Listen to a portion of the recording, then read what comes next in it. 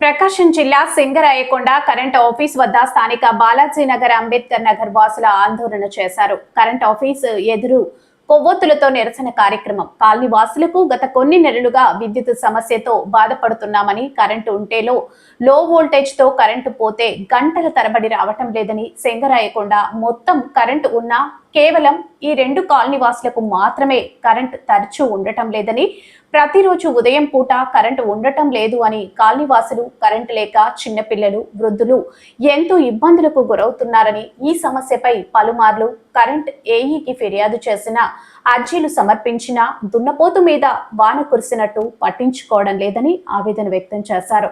గత 2 రోజుల క్రితం ఈ సమస్యపై మంత్రి దృష్టికి కాలనీ వాసులు తీసుకెళ్లగా ఈ సమస్యని త్వరితగతిన పరిష్కరించాలని మంత్రి చెప్పినా సదరి అధికారి పట్టించుకోకుండా తమను ఇబ్బందులకు గురి చేస్తున్నాడని, వెంటనే నాసీ రకమైన విద్యుత్ పరికరాలను మార్చివేసి తమకు ఉన్న ఈ విద్యుత్ సమస్యని తీర్చాలని, లేకుంటే ఆందోళన ఉధృతం చేస్తామని హెచ్చరించారు.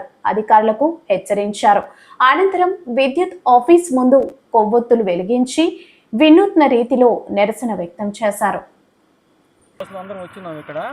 బాలయోగనగర్లో కొన్ని నెలల నుంచి మరీ విద్యుత్ అనేది అసలు ఘోరంగా ఇస్తున్నారు. వర్షం పడ్డా కానీ, గాలి కొట్టినా కానీ చాలా ఇబ్బంది పెడతా ఉన్నారు.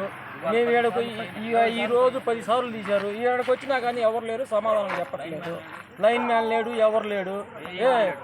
అసలు చీకట్లో పాములు గేములు తిరుగుతా, పిల్లలు కానీ చాలా పసిపిల్లలు ఉన్నారు ఇళ్లలో. ఎంతో ఇబ్బంది పడతా ఉన్నాం. అతనికి ఫోన్ చేస్తే మేము కేర్లెస్గా సమాధానం చెప్తా ఉన్నారు. అరగంట ఎన్ని అరగంటలు చెప్తారు మాకు. ఈ రోజే కాదు, అసలు కొన్ని నెలల నుంచి ఇదే బాధపడతా ఉన్నాము.